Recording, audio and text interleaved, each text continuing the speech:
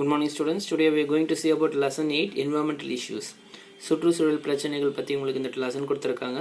So என்வாமெண்ட்டில் வந்து என்னென்ன பாதிப்பு ஏற்படுது அதை எப்படி பாதுகாக்கிறத பற்றி உங்களுக்கு இந்த லெசனில் ஃபுல் டீட்டெயிலாக கொடுத்துருக்காங்க. ஓகே, ஸோ அதில் இன்ட்ரோடக்ஷன்ஸ் பாருங்கள். Environmental issues R the problems and harmful effects caused by human unmindful activity, okay, and over utilization of valuable resources obtained from nature, that is environment.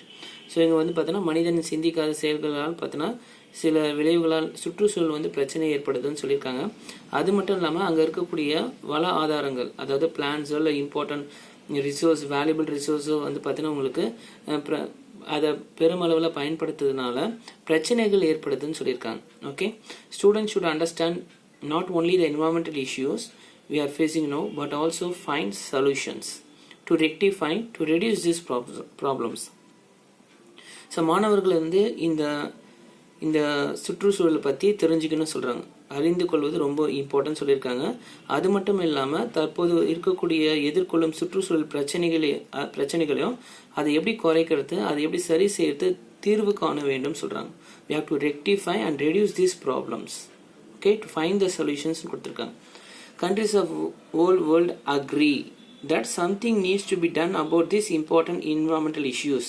Okay, உலக நாடுகள் அனைத்தும் சுற்றுச்சூழல் பிரச்சனைகளை அது எப்படி களையிறது, அதை எப்படி வந்து நம்ம சொல்யூஷன் பார்த்தீங்கன்னா ரெக்டிஃபை பண்ணுறதுன்னு வந்து அவங்க முக்கிய பிரச்சனைகள் அதை வந்து பார்த்தீங்கன்னா களைய வேண்டியதுக்கான அவசியத்தை ஏற்றுக்கொண்டிருக்கன்னு சொல்கிறாங்க. Many global summits, conferences and conventions are regularly conducted by the United Nations, and many steps are taken to minimize human-induced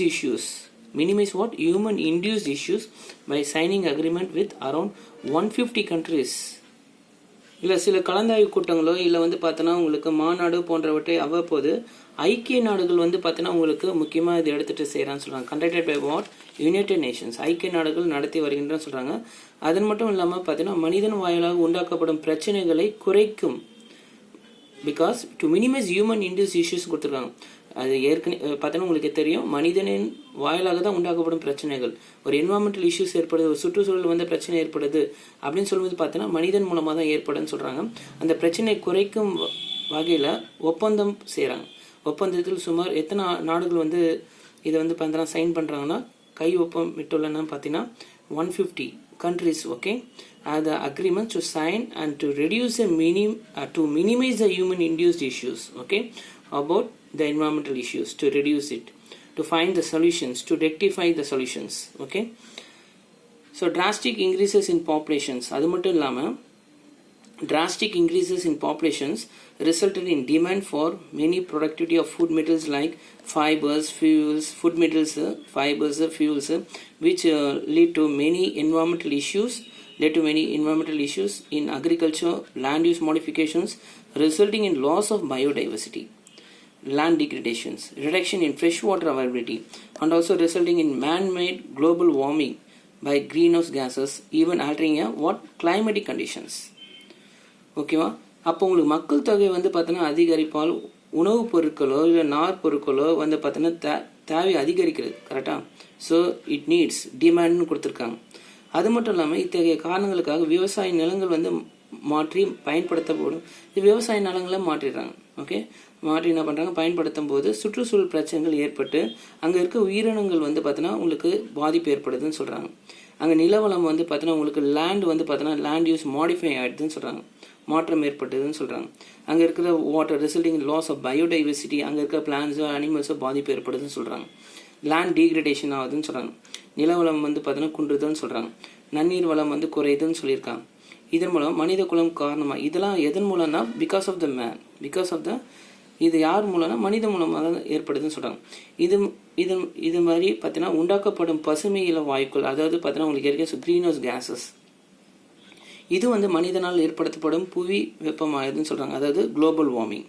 okay, global warming சொல்லும்போது பார்த்தீங்கன்னா வெப்பமயமாவதற்கு காரணமாகுதுன்னு சொல்கிறாங்க.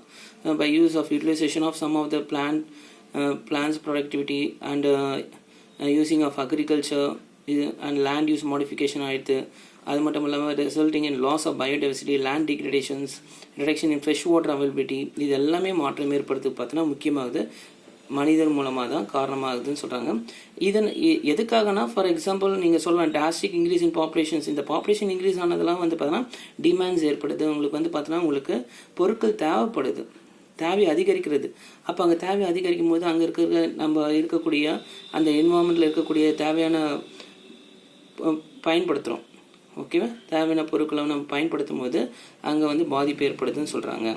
அதை தான் என்ன பண்ணுறாங்கன்னா 150 பார்த்தீங்கன்னா அந்த கண்ட்ரிஸ், அந்த நாடுகள் வந்து ஒப்பந்தம் பண்ணி இந்த ஹியூமன் இன்டியூஸ் இஷ்யூஸ் மினிமைஸ் பண்ணணும். இவங்க பயன்படுத்தக்கூடிய பொருட்கள் அங்கே ஈகோசிஸ்டம் அது பாதிக்குது, என்வாரன்மெண்ட்டை பாதிக்குதுன்னா அதை வந்து காரணமாக இருக்கிறதுனால அங்கே குளோபல் வார்மிங் ஏற்படுது. உங்களுக்கு வந்து பார்த்தீங்கன்னா global warming by greenhouse gas இதெல்லாம் வந்து ஏற்படுறதுனால உங்களுக்கு பாதிப்பு ஏற்படுது. அப்போ எதன் காரணம்? தீவிர மக்கள் தொகை காரணமாக தான். ஓகே, அதிகரிப்பால் உங்களுக்கு இந்த மாதிரி மாற்றம் ஏற்படுதுன்னு சொல்கிறாங்க. ஸோ உங்களுக்கு இந்தியா பாப்புலேஷன்ஸ் பாருங்கள், ஜென்ரலாக கொடுத்துருக்காங்க 1.38 பில்லியன் பீப்புள்ஸ் இருக்காங்க இப்போ இருக்கிற நிலவரம். உங்களுக்கு தெரியும், it is the second most populous country of the world after what? China. சைனாவோட மக்கள் தொகை பார்த்தீங்கன்னா உங்களுக்கு 1.44 billion people ranks number 1 in the list of countries of populations. Okay, by population சொல்லும்போது இவ்வளோ. இப்போ India population second most populous country சொல்கிறாங்க. So பாருங்கள், பாப்புலேஷன்ஸ் இன்க்ரீஸ் ஆனதுனால நம்மளுக்கு வந்து demand in for what? Productivity of users நம்மளுக்கு தேவை அதிகரிக்குதுன்னு சொல்கிறாங்க. ஸோ உங்களுக்கு வந்து ஃபஸ்ட்டு வந்து என்ன டாபிக் கொடுத்துருக்காங்க, இன்ட்ரோடக்ஷன் சொல்லியிருக்கேன். இப்போ பாருங்கள், எதன் மூலம் உங்களுக்கு பாதிப்பு ஏற்படுதுன்னு பார்த்தீங்கன்னா, முக்கியமாக வந்து பாதிப்பு ஏற்படுறது வந்து பார்த்தீங்கன்னா க்ரீன் ஹவுஸ் எஃபெக்ட் சொல்கிறாங்க அண்ட் குளோபல் வார்மிங். இப்போ ஃபார் எக்ஸாம்பிள் ஃபஸ்ட் இன்ட்ரோடக்ஷனில் வந்து உங்களுக்கு க்ரீன் ஹவுஸ் கேஸஸ் பற்றி சொல்லியிருக்காங்க. Greenhouse effect is a process by which radiant heat from the sun. Radiant heat from the sun is captured by the gases in the atmosphere. வளிமண்டலத்தில் இருக்கக்கூடிய gases வந்து capture பண்ணுது, observe பண்ணுது. That increases what? Temperature of the earth ultimately. Okay, அப்போ சூரியனிலிருந்து வரக்கூடிய அந்த வெப்ப கதிர்கள் வந்து பார்த்தீங்கன்னா அட்மாஸ்பியரில் இருக்கக்கூடிய வாயுக்கள், அதாவது கேஸஸ் வந்து என்ன பண்ணுது? கேப்சர் பண்ணுது. அப்போ உங்களுக்கு வந்து அந்த வெப்பம் அதிகரிக்கும்னு சொல்கிறாங்க. ஓகே, இதுதான் என்ன சொல்கிறாங்கன்னா உங்களுக்கு க்ரீன் ஹவுஸ் கேஸஸ் சொல்லலாம், இல்லை க்ரீன் ஹவுஸ் எஃபெக்ட்னு சொல்லலாம். The gases that capture heat. Okay, so உங்களுக்கு கேஸஸ் வந்து பார்த்தீங்கன்னா capture heat are called greenhouse gases சொல்கிறாங்க. அப்போ எந்தெந்த கேஸஸ் மூலமாக உங்களுக்கு வந்து பார்த்தீங்கன்னா உங்களுக்கு பாதிப்பு? Carbon di oxide, methane, nitrous oxide and variety of manufactured chemicals like chlorofluorocarbon. The chlorofluorocarbon is important, okay, chemical which is responsible for what means global warming. Okay, so increase in greenhouse gases level leads to irreversible changes in major ecosystem. உங்களுக்கு irreversible changes னு கொடுத்துருக்காங்க. So உங்களுக்கு வந்து பருவநிலை மாற்றம் ஏற்படும் சொல்லியிருக்காங்க. Okay, so இதன் மூலமாக பருவநிலை மாற்றம் ஏற்படும். எக்ஸாம்பிள் நான் கொடுத்துருக்காங்க, coral ecosystem is affected by increase in temperature.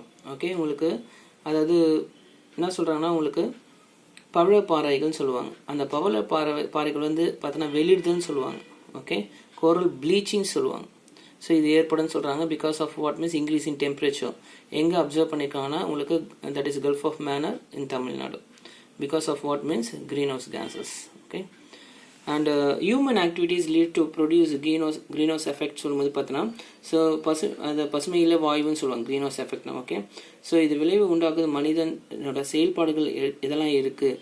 இந்த ஆக்டிவிட்டீஸ் வந்து மனித செயல்பாடுகளால் எப்படி வந்து greenhouse effect ஏற்படுது, என்ன விளைவு உண்டாக்கும்னு சொல்லும்போது பார்த்தீங்கன்னா ஃபர்ஸ்ட் வந்து burning of fossil fuels. நம்ம அந்த ஃபாசில் ஃபியூல்ஸை பேர்ன் பண்ணும்போது எது ரிலீஸ் ஆகும்னா carbon dioxide and methane. Okay, and way of agriculture animal husbandry practices. நம்ம வேளாண் மற்றும் கால்நடை வளர்ப்பு போன்றவற்றில் செயல்முறைகள் மாற்றம் இப்போ எல்லாம் மாற்றிட்டாங்க. அக்ரிகல்ச்சர் வந்து பார்த்தீங்கன்னா கெமிக்கல்ஸ், ஃபர்டிலைசர்ஸ் எல்லாம் அப்ளை பண்ணுறது, அதன் மூலம் அது மேலே அனிமல் ஹஸ்பண்டரி ப்ராக்டிசஸ் எல்லாமே வந்து மாற்றங்கள், செயல்முறைகள் வந்து பார்த்தீங்கன்னா வித்தியாசமாக மாற்றிட்டாங்க. அதன் மூலமாக வந்து பார்த்தீங்கன்னா உங்களுக்கு க்ரீன் ஹவுஸ் எஃபெக்ட் ஆகும்னு சொல்கிறாங்க. Electrical gadgets like refrigerators and air conditioners releasing what? Chlorofluorocarbon. ஓகேவா, இந்த குளிர்சாதனை பெட்டியோ இல்லை நம்ம யூஸ் பண்ணக்கூடிய ரெஃப்ரிஜிரேட்டர்ஸ் எல்லாம் வந்து பார்த்தீங்கன்னா மின்னணு சாதனங்கள்லேருந்து உங்களுக்கு குளோரோஃப்ளோரோகார்பன் வந்து வெளியிடுறதுனால உங்களுக்கு க்ரீன் ஹவுஸ் எஃபெக்ட் ஏற்படுது because of by the human activities தான். The fertilisers use in agriculture which releases nitrous oxide. Okay, so உங்களுக்கு வந்து நம்ம சில அக்ரிகல்ச்சரில் பார்த்தீங்கன்னா வேளாண்மையில் வந்து பார்த்தீங்கன்னா ஃபார்மர்ஸ் என்ன யூஸ் பண்ணுறாங்க? ஃபர்டிலைசர்ஸ் யூஸ் பண்ணுறாங்க. அதுலேருந்து N2O ரிலீஸ் ஆகுது. அப்போ அட்மாஸ்பியரில் போய் சேரும். அப்போ N2O உங்களுக்கு தெரியும், it is oxide of nitrogen. Okay, and it is also that is it is a லாஃபிங் கேஸ். ஓகே, இது ஒரு பாதிப்பு ஏற்படுதுன்னு சொல்கிறாங்க. The emission from automobiles, okay, ஆட்டோமொபைல்ஸில் வரக்கூடிய emission of gases. The increase in mean global temperature, okay, global temperature increase are the highest in 4,000 years due to increased concentration of greenhouse gases is called as increased concentration of greenhouse gases. Okay, உங்களுக்கு சராசரி புவியின் வெப்பநிலை வந்து உயருதுன்னு சொல்கிறாங்க. அப்புறம் gases வந்து increase concentration gases increase ஆகுது, அதான் குளோபல் வார்மிங் கொடுத்துருக்காங்க.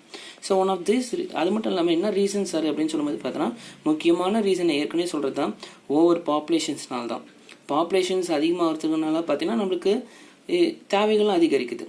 ஓகேவா, இதன் மூலம் தான் உங்களுக்கு வந்து பார்த்தீங்கன்னா உங்களுக்கு குளோபல் வார்மிங் ஏற்படுது. க்ரீன் ஹவுஸ் கேஸஸ் அதிகமாக ரிலீசஸ் ஆகுது, அட்மாஸ்ஃபியரில் சேர்ந்து உங்களுக்கு ஓசோன் டெப்ளீஷன்ஸ் கூட ஆகுது. Okay, so one of the reasons for this is over population which creates growing for need for what? Food, fiber and fuel, and considered to be the major cause of what? Major cause of what? Global warming.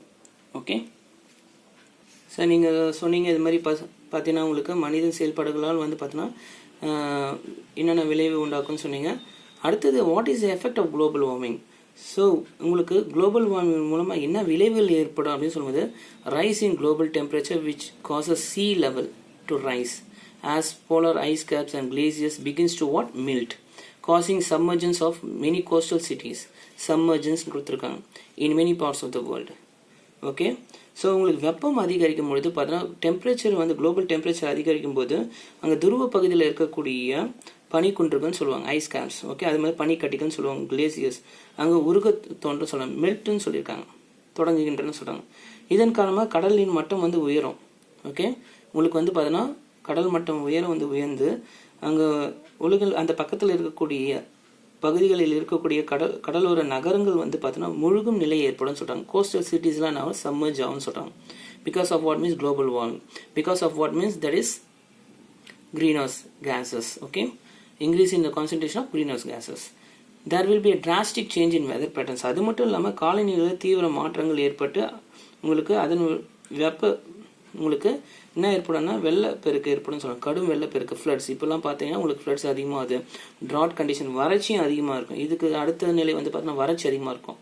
ஓகேவா, இதெல்லாம் வந்து சில ஏரியாஸ்லாம் உங்களுக்கு நடைபெறதுக்கு காரணம் வந்து பார்த்தீங்கன்னா effects of global warming தான் சொல்லியிருக்காங்க. முக்கியமாக drastic changes in what? Weather patterns, காலநிலையில் தீவிர மாற்றங்கள் ஏற்படுதுன்னு சொல்லியிருக்காங்க. முக்கியமான பாயிண்ட் அடுத்தது, biological diversity may get modified. So இதன் மூலம் அங்கே இருக்கக்கூடிய உயிரினங்கள், அங்கே இருக்கக்கூடிய பிளான்ஸ் இல்லை அனிமல்ஸ் எல்லாம் வந்து பார்த்தோன்னா உங்களுக்கு மாறிடும். சம் ஸ்பீஷிஸ் ரேஞ்சஸ் கெட் ரீடிஃபைன்னு கொடுத்துருக்காங்க. ஓகே, சில உயிரினங்கள் அழியும் நிலை ஏற்படும் சொல்கிறாங்க. ரேஞ்சஸ் கெட் ரீடிஃபைன் மீன்ஸ் உங்களுக்கு வந்து பார்த்தீங்கன்னா சில உயிரினங்கள், சில சிற்றினங்கள் அழியும் நிலை ஏற்படும் சொல்கிறாங்க. Tropics and subtropics may face the problems of decreased food productions. அது மட்டும் இல்லாமல் முக்கியமாக மண்டலம் மற்றும் மிதவெப்ப மண்டலம் சொல்லுவாங்க, tropic and subtropic. Okay, temperate and non temperate ரீஜன்ஸ்லாம் வந்து பார்த்தீங்கன்னா உங்களுக்கு அந்த பிரதேசங்கள்லாம் உணவு உற்பத்தியெல்லாம் குறையும்னு சொல்கிறாங்க. அங்கே இருக்கிற ஸ்பீஷஸ்லாம் வந்து பார்த்தீங்கன்னா உங்களுக்கு அழியும் நிலை ஏற்படும். அது மட்டும் இல்லாமல் உங்களுக்கு டிக்ரீஸ் இன் ஃபுட் ப்ரொடக்ஷன்ஸ்லாம் ஏற்படும் because of what means global warming. Okay, so உங்களுக்கு இந்த டாப்பிக்கில் வந்து பார்த்தீங்கன்னா க்ரீன் ஹவுஸ் கேஸஸ் என்னென்ன கேஸஸ் சொன்னால் அதன் மூலம் பார்த்தீங்கன்னா உண்டாக்கும் விளைவுகள் என்னென்ன ஏற்படும் சொல்லியிருக்கேன். மனிதர்கள் மூலமாக என்னென்ன செயல்பாடுகளால் உங்களுக்கு வந்து பார்த்தீங்கன்னா இந்த விளைவுகள் வந்து பாதிப்பு ஏற்படும் பார்த்தீங்க. அடுத்தது வந்து பார்த்தீங்கன்னா எஃபெக்ட்ஸ் ஆஃப் குளோபல் வார்மிங் உங்களுக்கு இந்த டாபிக் சொல்லியிருக்கேன். Thank you students.